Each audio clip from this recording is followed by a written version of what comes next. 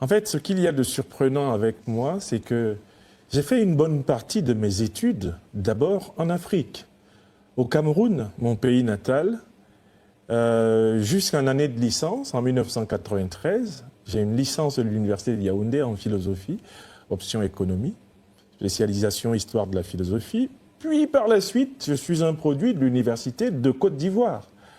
J'étudie en Côte d'Ivoire. Je vais vivre pendant 5 ans en Côte d'Ivoire. Et je suis titulaire d'une maîtrise d'enseignement et d'un diplôme d'études approfondies de philosophie de l'Université d'Abidjan-Cocody, de l'Université nationale de Côte d'Ivoire. Et donc, la troisième académie qui me forme, c'est l'Académie de la France, à partir de 2000, où, là, je vais faire une thèse de philosophie, d'autres diplômes intermédiaires dont je ne vous parlerai pas ici, ils ne sont pas le plus important de cet entretien, et je vais passer le concours de l'agrégation de philosophie, qui est le plus redoutable concours pour des postes de professeur de philosophie en France. À partir de 2003, je vais enseigner la philosophie en France, mais je l'avais enseignée en fait au Cameroun, mon pays natal, pendant 3 ans, et en Côte d'Ivoire pendant 5 ans. Donc je suis le fruit des universités camerounaises, ivoiriennes et françaises, mais je suis d'abord Niamsi Ouar Cameroun. Je suis un fils du Cameroun. Je suis né à Sagbayémé, c'est près de Douala, et pas très loin d'Edea, dans l'arrondissement de Pouma, dans le cœur du bastion de la résistance du peuple camerounais contre le colonialisme. Colonialisme britannique, colonialisme allemand, colonialisme français ont été hautement affrontés dans le terroir où je suis né. Je suis né dans un lieu où toute cette mémoire était encore vivante, et elle est encore vivante. Mes parents, mes oncles, mes grands-parents, ceux que j'ai pu connaître, me racontaient l'histoire de cette résistance du peuple camerounais, mais un peuple de tous les groupes ethniques, un peuple de toutes les origines, contre la domination, résistance qui s'est cristallisée dans le mouvement de l'union des populations du Cameroun, de Ruben Oumniobé, Félix Moumié, Osende Afana, Ernest Ouandié, entre 1948 et 1971 notamment. Donc je suis né dans cette terre-là de résistance, terre d'insurrection morale, une terre où l'intelligence, la contre-intelligence et le courage sont les modèles qui sont proposés, tout comme l'école, le savoir, la connaissance. Alors comment j'articule ma camerounité, donc mon africanité, et avec cette insertion dans la civilisation occidentale à travers la France. À un moment donné de ma vie, j'ai choisi de devenir citoyen français parce que je voulais marcher sur les pas de quelques grands penseurs, justement, de la France, comme Sartre, hein, comme Camus, des penseurs qui s'étaient illustrés par la capacité d'incarner la révolte, la colère, mais également la vision de liberté, d'émancipation de leur temps. Moi, je suis devenu français pour marcher dans les pas des grands penseurs libertaires français.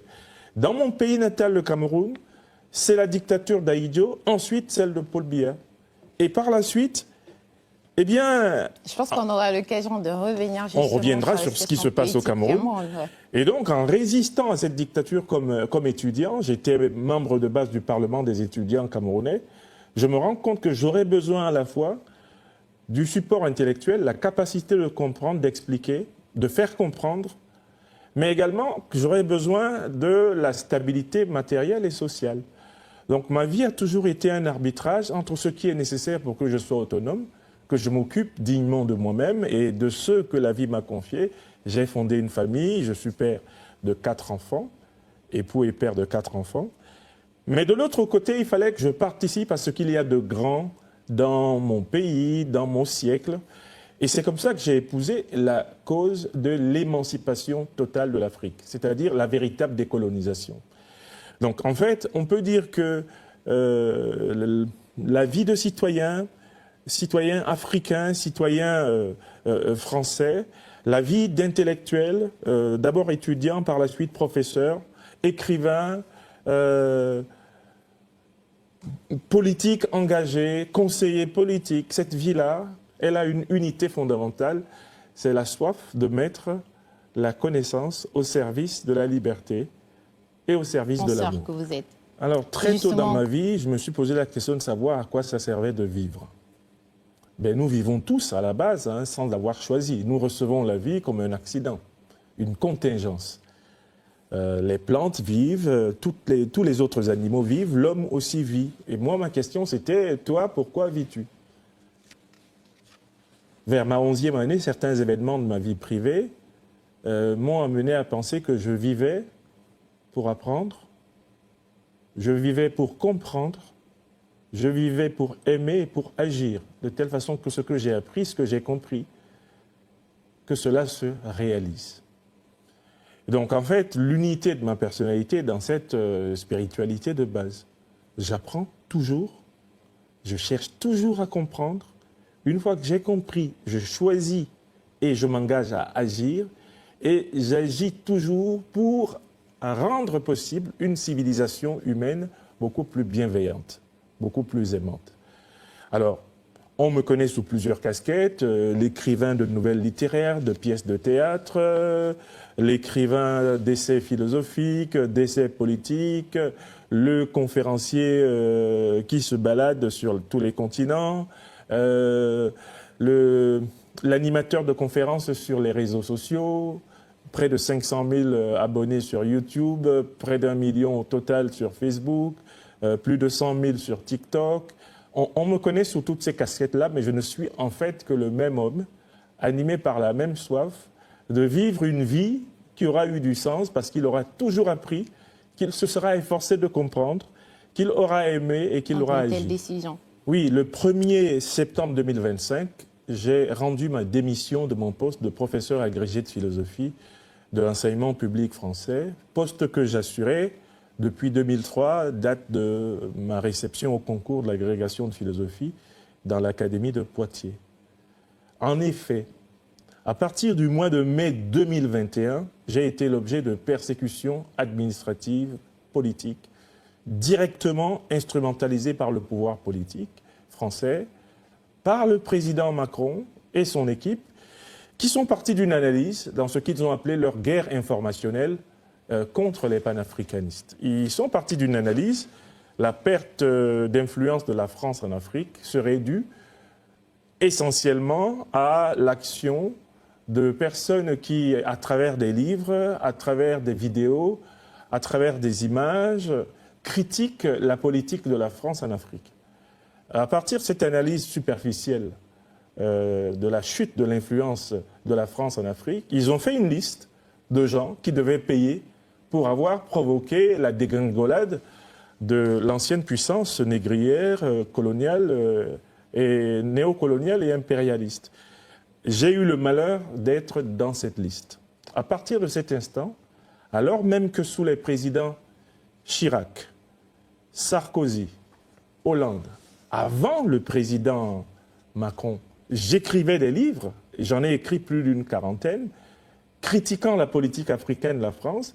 On me convoque au secrétariat général du rectorat de l'Académie de Rouen pour me dire « Paris nous a appelés pour vous dire, monsieur Niamsi, on ne vous reproche rien dans votre travail de professeur. Vos états de service sont excellents. Mais Paris nous appelle pour dire que vous devez cesser vos critiques de la politique africaine de la France. Parce qu'on estime que c'est incompatible avec vos fonctions de professeur de l'enseignement public. » Or, en France, il est de notoriété que des tas de professeurs s'expriment dans toutes sortes de médias. Mais sous M. Macron, quand on est professeur et qu'on s'exprime, on doit soutenir la politique du gouvernement, sans quoi, alors, c'est la baguette qui tombe, c'est la matraque qui tombe. Les bras m'en tombaient, car par la suite, il y a une série de persécutions que je vais subir. On me convoque par 3 fois en conseil de discipline, on me fait des suspensions de salaire, bien que les conseils de discipline n'aient pas voté contre moi. Parce que les conseils de discipline académiques sont paritaires. Il y a les représentants de l'administration et les représentants des corps des professeurs. Et s'il y a une sanction, celle-ci doit être l'objet d'un vote. Et c'est à la majorité que la sanction est votée. À tous les conseils de discipline où M. Macron, à travers l'administration de l'Académie de Rouen, m'a fait traîner, il n'a pas pu obtenir la majorité. Les collègues rassemblés ont voté contre la sanction à partir d'un simple constat, mais M. Niamsi ne fait pas profession de ses idées politiques quand il enseigne la philo. Il ne le fait pas dans les classes, on ne lui reproche rien dans son travail.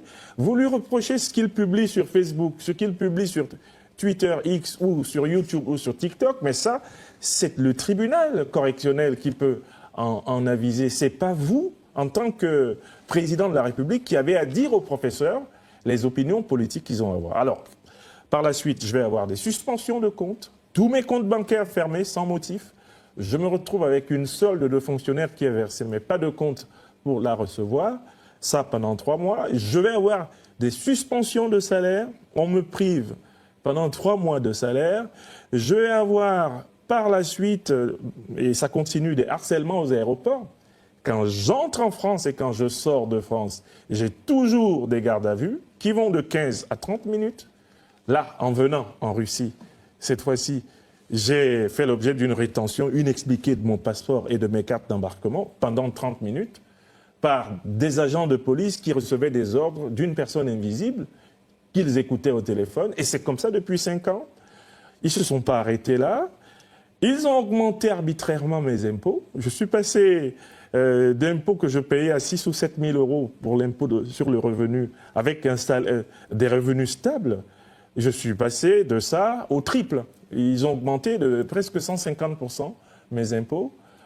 Et parce qu'avec mes avocats, nous résistons à chaque fois. Il y a un collectif formidable d'avocats mobilisés autour de Maître Ndjifouta Owochaou Aboubekr et d'une dizaine d'avocats venus de partout. Nous avons fait toutes les procédures qu'il faut. Et là, on demande à savoir pourquoi je suis augmenté de 3 fois plus d'impôts que d'habitude. La réponse ne vient pas, la réponse viendra par un prélèvement à la source de mon salaire de 60%. C'est-à-dire que, comme je refuse de payer un impôt injustifié, M. Macron fait saisir mon salaire pendant que j'enseigne plein pot. Et ça, du mois de février au mois de septembre 2025. Alors, dans ces conditions, travailler pour ne pas avoir le salaire qu'on mérite, travailler pour être harcelé dans son travail pour des raisons extra-professionnelles devenait impossible pour moi. J'ai compris que M. Macron me demandait de choisir entre le poste de professeur de philosophie de l'enseignement public en France et ma conscience. J'ai choisi ma conscience.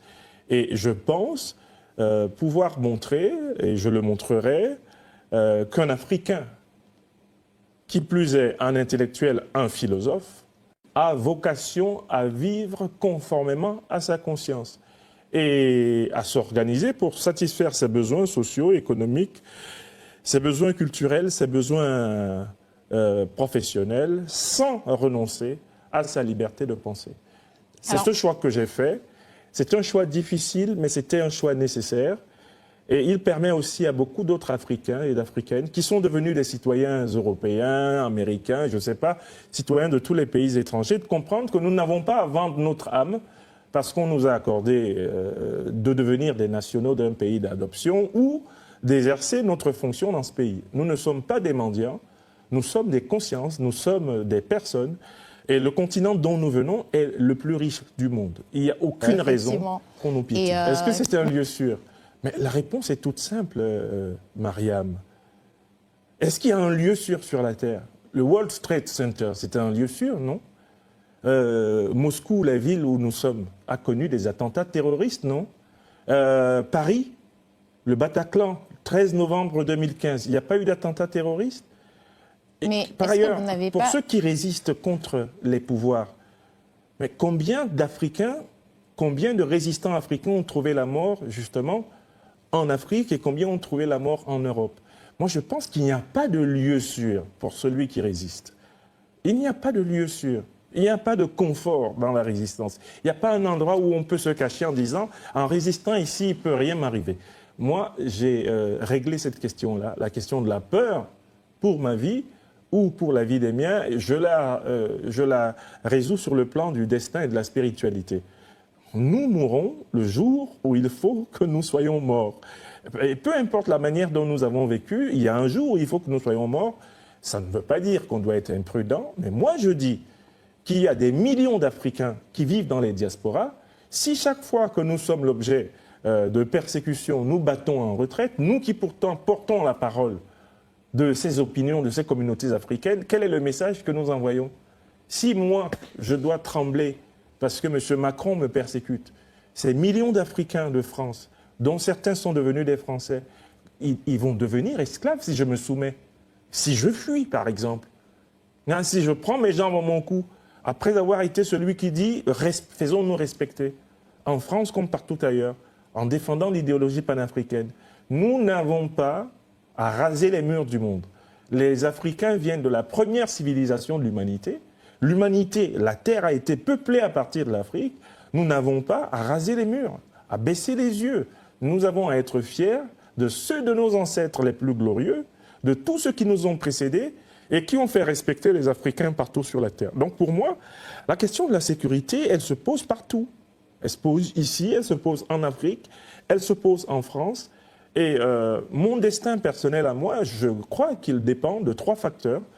Moi-même, ceux qui m'entourent, vous, moi, n'importe qui, les États, les communautés, les hommes, mais le plus grand de tous, celui qui m'a créé. J'ai une foi, non pas une foi irrationnelle, j'ai une foi rationnelle. Je suis convaincu, je sais que Dieu existe. Je sais que Dieu existe. Moi, je ne crois pas en Dieu, je sais qu'il existe. Et que par conséquent, quand il faudra que je ne sois plus là, je ne serai plus là, je serai ailleurs. Alors, parlons à présent de vos ouvrages. Vous avez publié à la fois des essais politiques, des œuvres littéraires et même philosophiques. Vous avez plus de 40 ouvrages à votre actif. Quel est celui qui vous a le plus marqué, celui que vous préférez, ou alors celui qui a eu plus de succès? Alors, il y a une phrase de Heidegger que j'aime beaucoup qui dit que la célébrité n'est que la somme des malentendus qui se forment autour d'un nom. Et c'est vrai de ceux qui écrivent que quand on leur demande, plusieurs années après qu'ils aient écrit, qu'ils aient produit des livres, lequel est le meilleur, ils ont tendance à aller vers l'ouvrage qui les a le plus fait connaître, l'ouvrage que le public a le plus apprécié. Moi, je n'ai pas ce penchant. Je ne crois pas que le best-seller soit nécessairement le meilleur livre d'un écrivain. Pour moi, le meilleur livre d'un écrivain, c'est toujours une idée centrale, une intuition forte qui gouverne sa pensée et sa conscience. Et il essaie de l'exprimer à travers tout ce qu'il dit. En fait, on peut dire que tous les penseurs disent une seule et même chose, mais comme ils ne parviennent pas à l'exprimer correctement, ils la disent de plusieurs façons. Ils écrivent plusieurs livres, ils publient des œuvres, ils font des rencontres pour dire plusieurs choses. Donc pour moi, je serais plutôt flatté qu'on s'intéresse à mon œuvre et que l'on cherche ce que cet homme-là veut dire, ce qu'il a voulu dire en tant que tel. Maintenant, que chacun apprécie une œuvre davantage qu'une autre, tant mieux. Je suis moi aussi parfois fasciné par le fait que certaines de mes œuvres intéressent plus les lecteurs, les lectrices que les autres. Mais je les aime toutes parce qu'elles sont toutes à la fois mes forces et mes faiblesses. D'accord. Alors, moi, je me bats pour 4 grandes causes que j'ai souvent énoncées très clairement. Il faut que toutes les troupes néocolonialistes et impérialistes qui occupent le sol africain partent. Il faut que les puissances étrangères arrêtent de nous imposer des dirigeants que nous n'avons pas choisis librement, nous, Africains. Il faut qu'on arrête de nous imposer des unités monétaires, des conditions économiques de spoliation. C'est le cas de la monnaie néocoloniale du franc CFA. Il faut qu'on arrête de nous dire que nous, Africains, ne pouvons pas bâtir nos institutions sur notre propre civilisation, sur nos propres traditions. Donc le chantage à la démocratie, la propagande démocratique, droits de l'hommiste, bonne gouvernementaliste, etc., il faut qu'on arrête de penser que nous, Africains, ne sommes pas capables de produire, et nous produisons nous-mêmes, à partir de notre expérience, des institutions qui conduisent à un état de droit africain. Voilà les causes pour lesquelles je me bats. Alors, ceux qui me détestent sont des gens qui sont opposés à ces causes. Ils veulent que l'Afrique reste sous occupation militaire étrangère. Ils veulent que le franc CFA continue de survivre. Ils veulent que des puissances étrangères continuent à choisir les dirigeants africains. Enfin, ils veulent que les Africains continuent à s'exprimer essentiellement en français, en anglais, bref, dans les langues étrangères à l'Afrique, et que les Africains ne s'inspirent pas de leur propre tradition pour créer des institutions. Voilà les ennemis que j'ai, je les mérite. Mais il faut souligner une chose, Mariam. Tous ceux qui sont opposés à ces 4 causes, qui sont mon engagement dans le siècle, ce sont des gens qui sont en réalité du côté de ceux qui administrent la malmort à des millions d'Africains chaque année, et cela depuis des siècles. C'est une question de vie ou de mort. Pour les Africains, en Afrique et dans les diasporas, la libération concrète de l'Afrique. Donc vous pouvez comprendre que quand on a à affronter des gens qui ont le mépris de votre vie, le mépris de la vie de millions, de centaines de millions, voire de milliards d'Africains, on soit obligé d'utiliser non pas simplement le langage de l'olivier et de la colombe, mais celui de la plume et même parfois celui de l'épée. Les dirigeants ouest-africains qui combattent le terrorisme ne peuvent pas caresser les terroristes. C'est dommage, hein. On ne peut pas caresser un terroriste. C'est quelqu'un qui vient vous tuer. Donc vous devez avoir un système de défense pour l'éliminer avant qu'il vous élimine. Mais sur le terrain de la pensée, et on en parlera, on a des terroristes de la pensée. J'ai élaboré, lors de ma conférence récente au Burkina Faso, où j'étais invité aux universités africaines de la communication de Ouagadougou, j'en étais l'invité spécial, j'ai élaboré le concept de terrojournalisme. C'est quoi le terrojournalisme? C'est la production d'artefacts audiovisuels, écrits, qui semblent être de l'information et même de la communication, mais qui ont pour but d'entretenir des peuples entiers du monde dans la peur, afin d'imposer à leurs dirigeants et à leur gouvernement le pillage permanent de leurs ressources stratégiques. Les terrojournalistes, on les trouve à foison sur France 24, sur TV5, dans Jeune Afrique, etc. J'analyse tout cela.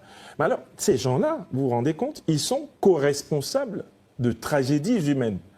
Quand vous avez donc à porter la parole de ceux qui subissent les conséquences de cette pensée néocolonialiste, impérialiste, dictatoriale, de cette pensée raciste contre les Africains, mais il vous faut avoir de la pêche, hein, et il vaut mieux que vous soyez en bonne santé.